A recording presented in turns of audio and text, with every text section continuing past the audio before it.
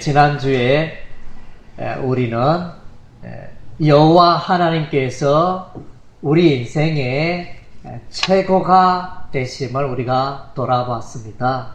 세상에 우리가 기대하는 바도 많고 또 우리가 추구하는 것도 많지만은 그러나 무엇보다도 여호와 하나님을 찾고 그분을 만나고 또 그분을 예배하는 이런 일을 빼놓고서는 소중한 것을 우리 인생에 발견할 수가 없는 것입니다. 우리 인생의 최고의 일, 최고의 선은 여호와 하나님입니다. 그런데 이제 문제는 이 최고의 선이 되시는 여호와 하나님이 우리의 눈에 보이지 않는다는 게 문제입니다. 그래서 좀 친구를 만나듯이 이웃 사람을 만나듯이 하나님이 좀 내게 나타나서 이렇게 대화도 하고 이렇게 보였으면 좋겠는데 문제는 보이지 않으니까 우리 인간으로서는 참으로 문제가 아닐 수가 없습니다. 이것을 위해서 우리 하나님은 이제 예수 그리스도를 이 땅에 보내주셨습니다. 예수 그리스도를 통해서 하나님을 우리의 삶의 인생의 최고의 선이 되신 하나님을 만날 수 있는 통로, 길을 열어주신 것입니다. 그래서 오늘 읽은 바 본문의 말씀, 예수님께서 내가 곧 길이요 진리요 생명이다. 나를 통하지 않고는 하나님 아버지를 만날 수 없다. 그래서 예수님께서 하나님의 그 진리가 되시고 예수께서 하나님께로 나아가는 길이 되시고 예수님께서 또 하나님의 그 영원한 생명을 주신다는 것입니다. 예수 외에 다른 것이 없다는 것입니다.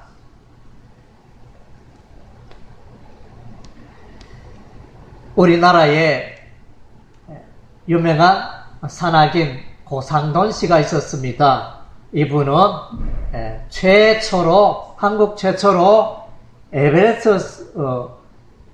에베레스트 산을 올라갔습니다. 정복을 했습니다. 세계에서 8번째, 나라 중에 8번째로 히말라야의 에베레스트 산을 정복을 했습니다. 놀라운 일인데 그야말로 생명을 내어놓고 죽을지도 모르는 그런 위험을 무릅쓰고 눈보라를 무릅쓰고 이렇게 정상에 올라갔습니다. 그러나 이제 그분이 고상돈 씨가 에베레스트 산의 정상에 오르는 혼자의 힘으로 된 것이 아닙니다. 도와주는 사람이 있습니다. 그분이 누구나니 펜바 브루노라는 셀파가 있었습니다. 그분은 오랫동안 그 에베레스트 산의 그 지리를 잘 알고 있는 분이었습니다. 그래서 그분의 도움으로 말미암아 산꼭대기 정상에 설 수 있었던 것입니다. 높은 산을 오르기 위해서는 8,000m가 넘잖아요. 6,000m가 넘고 7,000m가 넘고 8,000m가 넘는 그런 높은 산을 오르는 일은 쉬운 일이 아닙니다. 반드시 안내자가 있어야 하는데 그런 것처럼 우리가 눈에 보이지 않는 여호와 하나님을 만나기 위해서 도와주시는 분이 있고 안내자가 계시는데 그분이 바로 예수님이라는 것입니다. 구약 시대에는 하나님을 만나는 게 오늘날처럼 쉽지가 않았습니다. 왜냐하면요, 하나님은 너무나 거룩하신 하나님이기 때문에 죄인들은 하나님을 쉽게 만날 수가 없습니다. 죄 문제를 해결해야 거룩하신 하나님, 빛 가운데 계신 하나님을 만날 수 있는데 구약의 많은 사람들은 죄 가운데 있었기 때문에 하나님을 만나는 일이 쉽지 않았습니다. 특별히 그 가운데 대제사장, 하나님이 기름 부어 구별하신 대제사장만이 1년에 한 번 하나님을 만나는 그런 특권이 있었는데 보통 사람들은 하나님을 만나는 게 쉬운 일이 아니었습니다. 모세와 이스라엘 백성들이 하나님을 만나게 되어집니다. 출애굽기 19장 말씀에 보면 하나님이 불꽃 가운데 시내산에서 하나님이 나팔 소리와 함께 강림하시는데 사람들이 너무나 무서워서 부들부들 떨고 하나님이 또한 말씀하십니다. 나를 만나기 위해서는 너희가 성결해야 한다. 너희 죄악을 깨끗게 하여야 한다. 미리 준비하여라. 그래서 죄 가운데 나를 보고 나를 만나면 너희가 죽을까 하노라. 하나님이 그와 같이 말씀하셨습니다. 그래서 하나님은 구약시대에 사람들이 하나님을 만나는 것은 대단히 놀라운 일이었고 무서운 일이었고 또 죽임을 당할 수 있는 그런 일이었습니다. 그러나 그러한 중에 모세는 하나님을 대면하여 만나고 하나님의 성막에서 하나님께 나아가 기도하고 하나님의 음성을 듣는 이런 특권을 모세는 누렸던 것입니다. 그러나 이제 모세도 하나님의 얼굴을 보았느냐? 볼 수가 없습니다. 물론 이제 영으로 기도로 하나님을 뵙고 만나고 그렇게 하지만은 출애굽기 33장에 보면 모세가 하나님께 기도합니다. 하나님이여 하나님의 영광을 나타내 보여주소서. 이러니까 이제 하나님이 그러면 좋다. 그러면 내가 이제 내 앞으로 지나가는데 잠시 너의 눈을 가리고 너를 덮어서 내가 지나가리라. 그래서 너는 이제 내 얼굴은 보지 못하고 내 등을 볼 것이다. 하나님을 우리 인간이 죄인이 하나님의 얼굴을 보면 사망하기 때문에 그래서 요한계시록 사도 요한도 그러하였고 에스겔 선지자도 그러하였고 구약시대에 신약시대에 많은 하나님의 사람들은 하나님을 만날 때 다 거꾸러집니다. 사도 바울도 넘어졌잖아요. 땅바닥에 엎드러지고 떨어지고 하나님을 만나는 우리 인간이 뭐 떳떳하게 사람 만나듯이 친구들 만나듯이 만날 수가 없는 것입니다.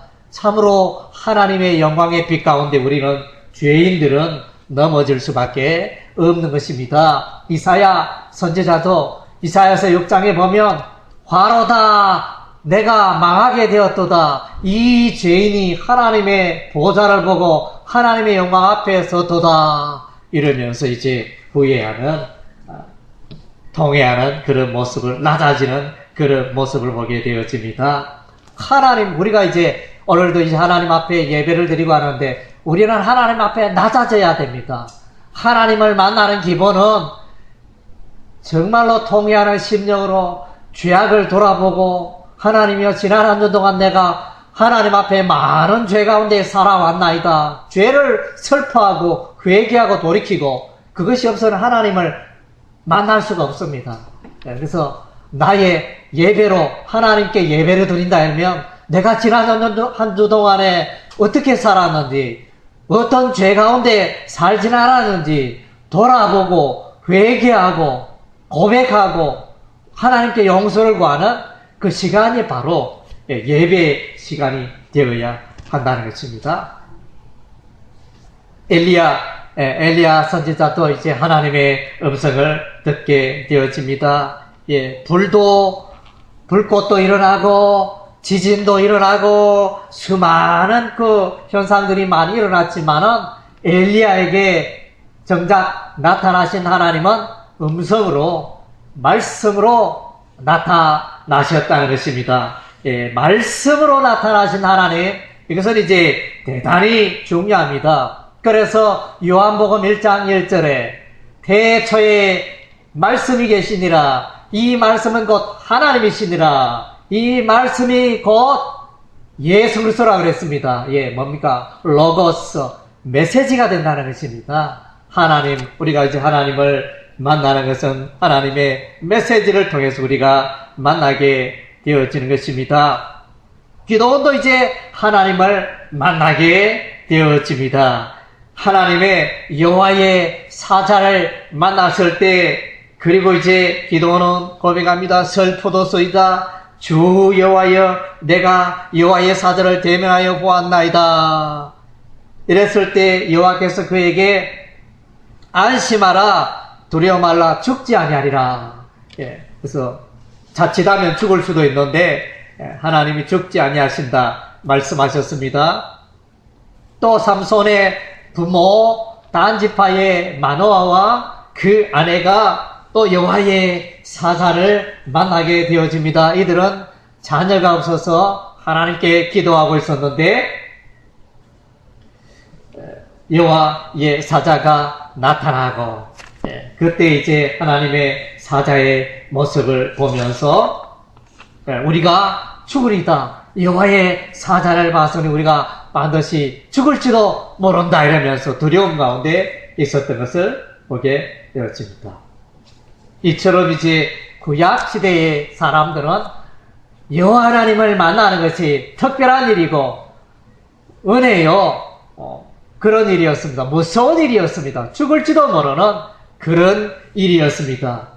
그리고 세례 요한을 낳은 그 아버지 사가랴는 제사장이었습니다. 성전에 갔는데 하나님의 이상 환상을 보고 돌아와서는 이제 말을 하지 못하는 그런 일도 일어나게 되어졌습니다.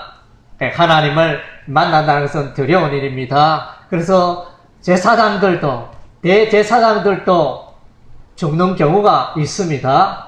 그래서 대제사장의 그 옷에는 방울을 달아가지고 대제사장이 울릴 때는 딸랑딸랑 소리가 나면 죽지 않았구나, 그것을 이제 알 수가 있고, 그리고 만약에 대제사장이 지성소에 들어갔는데 방울 소리가 들리지 않는다, 이러면 그 사람이 죽었구나, 이렇게 분별할 수 있는 것입니다. 이처럼 이제 구약시대에 하나님을 만나는 것은 어려운 일이었습니다. 그러나 이제 신약시대에 복음시대에 오셔서 복음시대가 열리면서 우리는 이제 여호와 하나님을 쉽게 만날 수 있는 길이 열리게 되어졌습니다. 예수 그리스도가 오셨습니다. 하나님의 아들 예수 그리스도가 오셔서 그분이 하나님 앞에 나갈 수 있는 길을, 구원의 길을, 만남의 길을 열어주신 것입니다. 예수 그리스도의 탄생을 말하여 임마누엘의 하나님이라, 이렇게 말씀하셨습니다. 하나님의 임재인 것입니다. 그래서 우리가 예수 그리스도를 통하여 하나님의 은혜를 누리게 된 것입니다. 하나님께서 사람들이 하나님을 만날 수 있는 통로, 길을 열어주셨는데 그 길은 바로 예수 그리스도가 되시는 것입니다. 출애굽기 12장 말씀에 보면 출애굽 받은 백성들이 하나님의 10번째 죽음의 재앙이 지나갈 때 이스라엘 백성들은 그들이 살고 있는 그 집에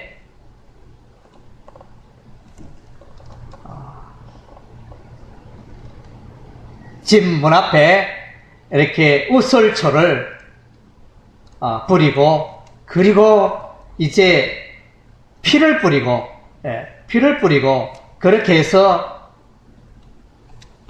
하나님의 백성됨을 표시를 했던 것입니다. 그 밤에 여호와의 신이, 죽음의 신이 지나갔을 때 그 백성들은 죽지 않고 살게 되었던 것입니다. 어린 양의 피를 바른 이스라엘 백성들은 죽지 않고 살았던 것입니다. 이것이 바로 피가 하나님의 백성된 표시가 되었던 것입니다. 이스라엘 백성들의 장자들은 다 죽었지만은 애굽의 백성들의 그 장자들은 다 죽었지만은 이스라엘의 백성들은 다 죽지 않고 살았던 것입니다.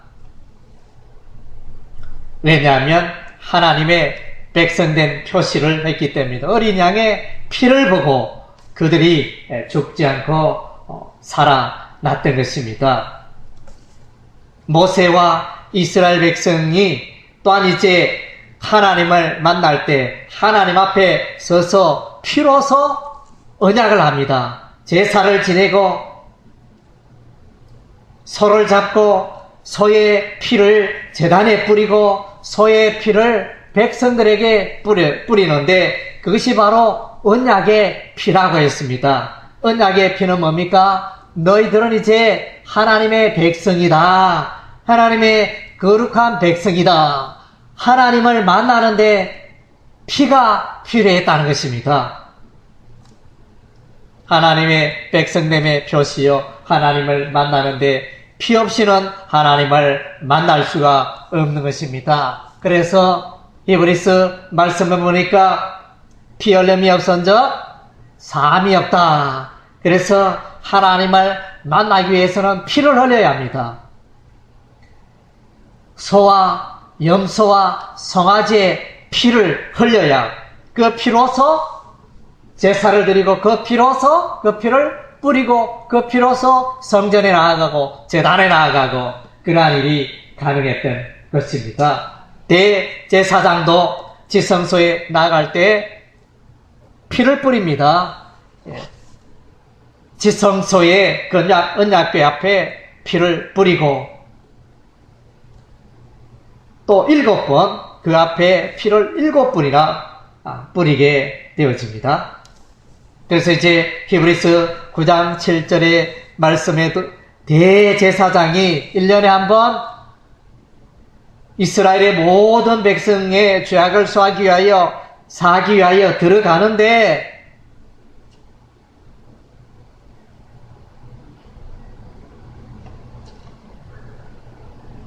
피 없이는 들어갈 수 없다는 것입니다. 피 흘림이 있어야 들어갈 수 있고 하나님을 만날 수 있다는 것입니다. 히브리서 9장 12절 말씀에 보면 염소와 송아지의 피로 아니하고 오직 자기 피로 영원한 속죄를 이루사 단번에 성소에 들어가셨느니라. 피 없이는 이제 하나님께 나아갈 수가 없는데 구약시대는 소나 염소나 양이나 이런 동물의 피에 대해서 하나님께 나아갔지만 신약시대는 예수님 자신이 피를 흘려 영원한 속죄의 제사를 지냈다 그랬습니다. 세례 요한은 예수님을 하여 보라 세상 죄를 지고 하는 하나님의 어린 양이로다. 예수께서 저와 여러분의 죄를 지시고 십자가에 피 흘려 죽어 주셨습니다. 에베소서 2장 13절 말씀에 이제는 전에 멀리 있던 너희가 그리스도 예수 안에서 그리스도의 피로 가까워졌느니라. 그래서 예수의 피로 예수 그리스도로 말미암아 하나님 앞에 나아가고 하나님을 만나고 하나님께 가까워지는 이런 축복이 우리에게 임하였다는 것입니다. 그리고 이제 우리 하나님은 하나님의 그 모든 은혜와 축복을 예수 그리스도를 통하여 나타내십니다. 구원의 길도 예수를 통하여 하나님께 나아가는 길도 예수를 통하여 그렇게 보여주셨지만 하나님께서 그 모든 은혜와 선물도 예수 그리스도를 통하여 우리에게 주시는 것입니다. 골로새서 2장 말씀에 보면 예수 그리스도에 관하여 우리에게 밝히 말씀해 주십니다. 골로새서 2장 2절에 예수 그리스도는 하나님의 비밀이다. 그래서 하나님의 그 은혜와 하나님의 축복들이 다 가려져 있습니다. 우리 인간의 눈에 숨겨져 있지만은 예수 그리스도께서 그 하나님의 그 비밀을 나타내 주신다는 것입니다. 하나님의 것을, 하나님의 속한 모든 것을 보여주시는 분이 예수님이라는 것입니다. 고린도서 2장 3절에 보면 예수 안에는 지혜와 지식의 모든 보화가 감춰져 있다. 예수 그리스도 안에 하나님의 지혜와 지식이 다 들어있다는 것입니다. 그리고 골로새서 2장 9절 말씀에 보면 예수 안에는 신성의 모든 충만이 육체로 거하시고, 예수 그리스도 안에는 하나님의 그 모든 신뢰한 것들이 충만하게 다 들어있다는 것입니다. 그리고 이제 골로새서 2장 6절 7절에 너희가 예수 그리스도를 주로 받았으니 그 안에 행하고 그 안에 뿌리를 내리고 그 안에 세움을 받으라. 예수 그리스도가 하나님의 모든 부유와 비밀과 모든 축복이 예수 안에 있기 때문에 그러한 것입니다.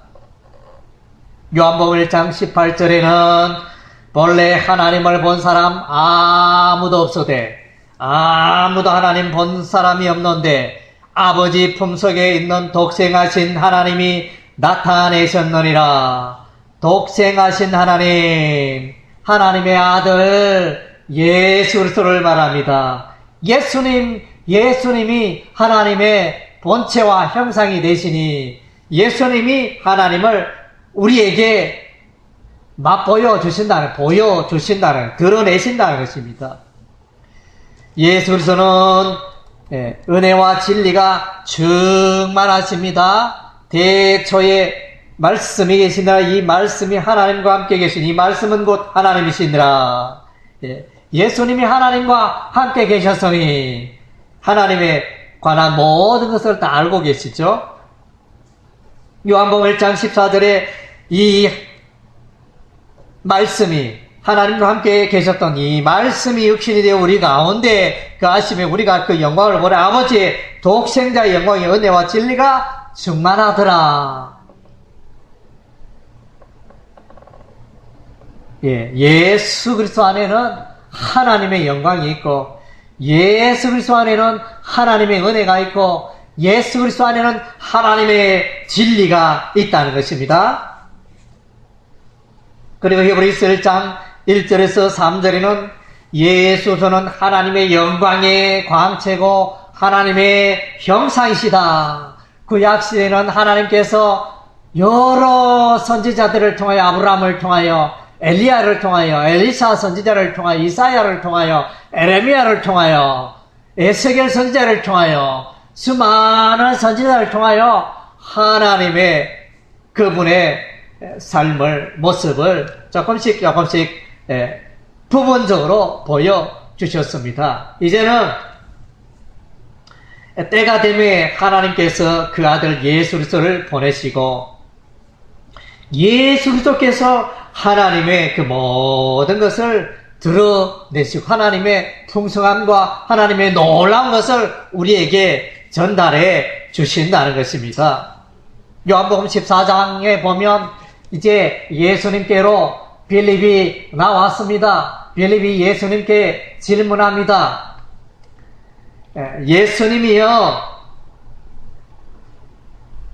우리에게 하나님 아버지를 보여주옵소서.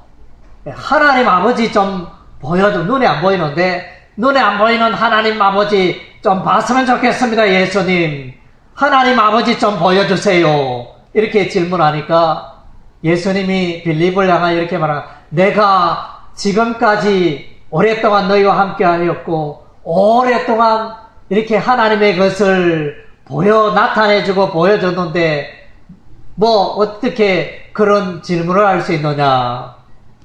그렇게 반문하십니다. 나를 본 자는 하나님 아버지를 보았느니라. 예수님을 보고 예수님을 알면 그 사람은 곧 하나님을, 눈에 보이지 않는 하나님을 알고 본다는 것입니다. 그리고 이제 우리 하나님은 예수 그리스도를 통하여 우리에게 선물을 주셨습니다. 좋은 선물을 주셨어요. 예수 믿는 자에게만 주시는 하나님의 선물이 수도 없이 많지만은 그 가운데 특별한 선물 3가지를 생각하면, 첫째는 이제 예수 그리스도가 우리의 삶의 주인이 되시고 왕이 되신다는 사실입니다. 놀라운 축복입니다. 우리가 인생을 살아가면서 어디로 가야 할지, 어떻게 살아야 할지, 우리 인생은 늘 방황하는 인생인데 예수 그리스도 그분께서 우리의 삶의 목자가 되시고 주인이 되시고 왕이 되셔서 우리의 삶을 인도하신다는 것입니다.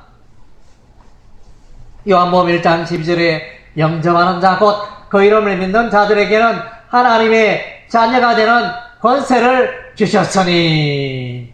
그래서 예수를 영접한다 이 말은 다르게 표현하면 예수 그리스도가 내 안에 들어오시고 나의 삶에 들어오시고 그분이 내 인생의 주인이 되시고 왕이 되신다 이 말이에요.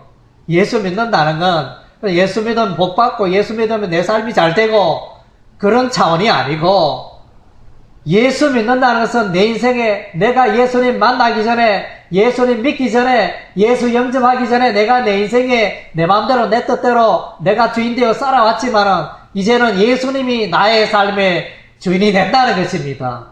이제는 나의 삶의 왕이, 예수님이 나의 삶의 왕이 된다는 것입니다. 그래서 이게 놀라운 축복이에요. 큰 축복입니다. 그래서 예수님 말씀 따라 살아가면 모든 게 잘 됩니다. 형통할 수밖에 없습니다. 그래서 요한계시록 3장 20절에도 예수님 볼지어다 내가 문 밖에 서서 두드리면 누구든지 내 음성을 듣고 문을 열면 내가 그에게로 들어가 그는 나와 더불어 먹고 나와 더불어 살리라 이렇게 말씀하셨는데, 우리가 마음문을 열고 예수님을 모셔드리며 그분이 나와 더불어 사신다는 것입니다. 내 인생의 주인이 되신다는 것입니다. 만일 로마서 8장 9절에 만일 너희 속에 하나님의 영이 거하시면 너희가 육신에 있지 아니하고 영에 있나니 누구든지 그리스도의 영이 없으면 그리스도의 사람이 아니라. 그래서 예수의 영이, 성령이, 예수의 영이 우리의 마음속에, 신자의 마음속에 거하셔 내주하셔야 그가 하나님의 백성이요 하나님의 자녀요 거듭난 하나님의 사람이요 천국에 들어간다는 것입니다. 그래서 예수님께서 요한복음 10장에 이와 같이 말씀하셔 내 양은 내 음성을 듣는다. 내 양이 아닌 사람은 내 말을 듣지 않는다. 그와 같이 말씀하셨어요. 그래서 양은, 하나님의 양은, 예수의 양은 늘 예수님의 음성을 귀를 기울이고 예수님이 나에 대해서 뭐라 말씀하시는지 그것에 귀를 기울이고 그의 음성을 듣고 살아가는 자라는 것입니다. 그래서 예수 그리스도가 우리의 목자고 우리는 그의 양이라는 것입니다. 바울은 이제 이와 같이 고백합니다. 내가 그리스도와 함께 십자가에 못 박혔나니 그런 적이 이제는 내가 산 것이 아니오 오직 내 안에 그리스도께서 사신 것이라. 예수님이 나는 죽었고 내 안에 예수님이 사셨다. 로마서 6장의 말씀에 보면 세례에 관하여 말씀하고 있는데 예수 믿는 자는 다 세례를 받지 않아요? 성부와 성자와 성령의 이름으로 세례를 받게 되잖아요. 세례는 곧 뭐냐? 내가 죽었다. 내 자신이 예수 안에 죽었다. 장사 지낸 바 되었다. 내 삶의 주인은 이제 예수가 내 삶의 주인이 되었다. 이런 의미가 되어집니다. 그래서 바울은 고백합니다. 내가 죽고 예수가 내 삶의 주인이요 나의 목자요 내 삶의 왕이다. 그렇게 고백했던 것입니다. 그리고 이제 하나님께서 두 번째 귀한 선물을 주셨는데 그 귀한 선물은 영원한 하나님 나라 천국을 우리에게 선물로 주셨습니다. 우리가 이제 신약의 복음서를 읽으면 이 복음서의 예수 그리스도의 탄생과 더불어 전하고 있는 내용은 예수 그리스도의 오심은 곧 하나님의 나라가 이 땅에 임하는 사건이었다. 예, 그렇게 해석을 합니다. 그래서 신학적으로는 하나님의 나라가 이 땅에 임하였다. 그러나 완전한 천국은 이제 종말에 예수님이 재림하실 때 이루어질 것이다. 이미와 아직. 그래서 이미 벌써 하나님의 나라가 신자들의 삶 속에 임하였다는 것입니다. 하나님의 나라가 임하였다. 예수가 계시고 성령이 계시면 하나님의 통치를 받게 되어 하나님의 나라가 임하는 것입니다. 그리고 이제 완전한 우리가 하나님 나라에 들어가는 것은 이제 종말에 예수님 재림하는 세상 끝날에 우리가 하나님 나라 천국에 들어가게 되어지는 것입니다. 그래서 예수님의 오심을 하나님의 나라와 동시에 소개를 하고 있는데 마태복음 4장에 보면 흑암에 앉았던 백성이 큰 빛을 보았고, 흑암과 빛은 얼마나 대조가 되잖아요. 사망의 땅과 그늘에 앉은 자들에게 빛이 비쳤도다. 사망의 노예, 사망의 쇠설에 매여 수많은 사람들이 사망의 노예로 종으로 사망의 사슬에 매여서 살아가잖아요. 그 사망의 사슬, 흑암의 사슬을 예수 그리스도가 오셔서 깨뜨리고 풀어주심으로 우리는 이제 하나님 나라에 들어가게 된다는 것입니다. 그래서 예수님이 마가복음 1장 15절에도 때가 찼고 하나님의 나라가 가까워 있으니 회개하고 복음을 믿어라. 죄악을 회개하고 예수 그리스도의 복음을 믿으면 하나님의 나라를 소유한다. 이런 의미가 되어지는 것입니다.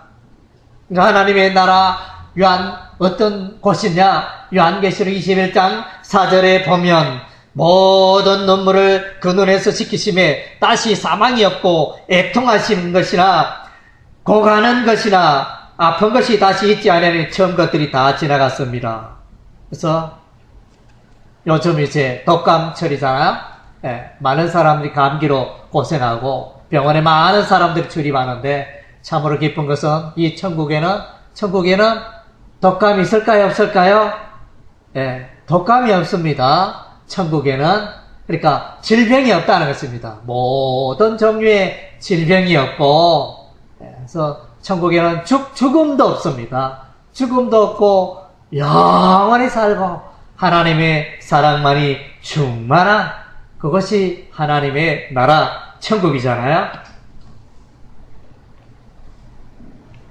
그리고 이제 하나님께서 세 번째 선물을 주시는데, 세 번째 선물은 이제 영원한 생명, 영생을 우리에게 선물로 주셨습니다. 그래서 예수님은 나사로를 살렸잖아요. 죽은 지 나흘이 되는 나사로를 향하여 나사로야 나오너라 이랬을 때 무덤 동굴에 있었던 이 나사로가 동대동인처럼 나오지 않습니까? 참으로 엄청난 일이죠. 하나님만이, 예수님만이 할 수 있는 죽은 자를 살리시는 예수님, 그 예수님이 말씀하십니다. 그 예수님이 나를 믿는 자는 죽어도 살겠고 나를 믿는 자는 영원히 죽지 아니하리라. 그렇게 말씀하시고 예수님 자신도 죽었다가 3일 만에 다시 살아나잖아요. 예수 믿는 자는 영원한 생명을 선물로 받은 줄 믿습니다. 우리가 이 세상을 살아가면서 걱정 많이 하잖아요. 내 모습이 나이가 들수록 피부도 쪼글쪼글해지고 검어지고 또 윤기도 없어지고 머리카락도 빠지고 머리카락도 하얗게 되고 정말로 내 모습이 이제 사람들과 더불어 사진 찍기도 부끄러울 정도로 내 모습이 이렇게 노쇠가지만은 그러나 이제 하나님의 나라는 영원합니다. 영생. 그래서 우리가 영원한 생명을 소유했다는 것입니다. 그걸로 인하여 우리가 기뻐해야 할 것입니다. 우리의 모습을 볼 때 실망할 수밖에 없지만 그래서 우리는 수만 가지 염려와 걱정 가운데 살고 있습니다. 예수 믿는 자나 안 믿는 자나 걱정이 얼마나 많은지 살아가는데 걱정, 먹고 사는 거 걱정, 직장의 걱정, 일의 걱정, 사고의 걱정, 교통사고의 걱정, 뭐 하루 살아가는데 걱정 없는 날이 어디 있습니까? 우리 인생 산 것 같습니다. 가난한 자나 부한 자나 권세 있는 자나 권세 없는 자나 걱정 없이 살아가는 자 아무도 없습니다. 그러나 이제 참으로 우리가 예수 믿는 사람 기뻐해야 돼요. 왜냐하면 우리는 영원한 생명을 선물로 받았기 때문인 것입니다.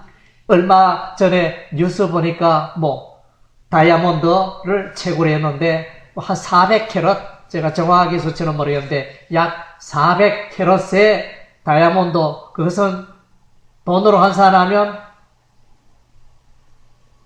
200억, 400억, 이렇게 엄청나게 한, 가치가 있는 그런 다이아몬드를 채굴을 했는데, 그래서 부자가 되겠죠. 그 사람, 그거를 채굴한 사람 부자가 되는데, 그 다이아몬드보다 더 귀한 게, 더 비싸고 값진 게 있는데, 그것이 바로 영생이라는 것입니다. 그래서 영생을 기뻐하고 즐거워하시기 바랍니다. 내 통장에 돈이 많은 거 기뻐하지 말고, 내 건강, 이렇게 장래 소망, 직장, 이런 것들로 재능으로 기뻐하지 말고, 내가 영생을 얻었음에 기뻐하시기 바랍니다. 요한 1서 5장에 보면 예수님께서 우리에게 영생을 주셨다. 하나님께서는 우리에게 영생을 주셨는데 그 영생을 예수 믿는 자에게 주어지도록 그렇게 하신 것입니다. 예수 믿는 자에게는 누구에게나 이 영생을 소유하고 있습니다. 장차 소유하게 될 것이 아니고 예수 믿는 사람은 이미 소유하고 있습니다. 잘못하면 내가 아차하면 영생을 잃어버릴 염려 없습니다. 진실되게 예수 믿는 자는 이미 영생을 소유했습니다. 그것으로 기뻐하시기 바랍니다. 요한복음 3장 16절에 하나님이 세상을 이처럼 사랑하사 독생자 예수를 보내주셨는데 이 예수를 믿는 자마다 멸망치 않고 영원한 생명, 영생을 얻게 하려 하심이라. 예수 믿으면 가장 큰 축복, 가장 큰 선물이 영생이잖아요. 요한복음 5장 39절에 너희가 성경에서 영생을 얻는 줄 생각하고 성경을 상고하니까 이 성경이 곧 내게 대하여 증거하는 것이로다. 그래서 예수님, 우리는 이제 성경을 통하여 영생을 어떻게 얻을 수 있느냐, 그것을 발견하게 되어지고 성경 속에서 예수님을 만나게 되어지고 예수님을 믿게 되어지고 그로 말미암아 우리가 영생을 소유하게 된다는 것입니다. 이 모든 것을 볼 때 참으로 놀랍습니다. 여호와 하나님은 최고의 선이 되시고 최고의 선이 되신 여호와 하나님은 그분의 삶의 모든 축복을 예수 그리스도를 통하여 우리에게 전달하여 주시는 것입니다. 그래서 우리가 할 일은 이제 예수 따라가면 되는 것입니다. 그래서 우리는 이제 우리의 삶에 오직 예수인 것입니다. 사나 죽으나 우리가 자나 깨나 이제 오직 예수인 것입니다. 우리가 원래 약속의 말씀이, 목표 말씀이 요한복음 15장 4절 5절 말씀이지 않습니까? 예수 안에 거하는 사람입니다. 예수님은 포도나무, 우리는 가지인 것입니다. 가진 우리는 포도나무에 붙어 있어야 합니다. 거해야 합니다. 떨어지면 이제 소망이 없고 말라 비틀어지고 열매가 없는 것입니다. 예수님의 12제자를 초청합니다. 말씀하시되 나를 따라오느라 내가 너희로 사람 없는 어부가 되게 하리라. 그리고 이제 우리가 예수 따라가면 되는데 예수 따르는 데는 이제 대가 지불이 필요합니다. 좀 편안하게 이렇게 예수 따랐으면 좋겠는데 예수 따르는 값이 요구됩니다. 네. 누가복음 9장 23절에 또 무리에게 이르시되 아무든지 나를 따라오려든 자기를 부인하고 날마다 제 십자가를 지고 나를 쫓을 것이라. 자기를 부인하고 자기를 거절하고 자신의 욕망, 자신의 편한 거, 자신의 쾌락, 자신의 그 좋은 거 그것 좀 제껴놓고 그것 좀 묻어두고 이제 예수를 따르라는 것입니다. 그것이 십자가라는 것. 내가 져야 할, 그리스도인들이 져야 할 십자가라는 것입니다.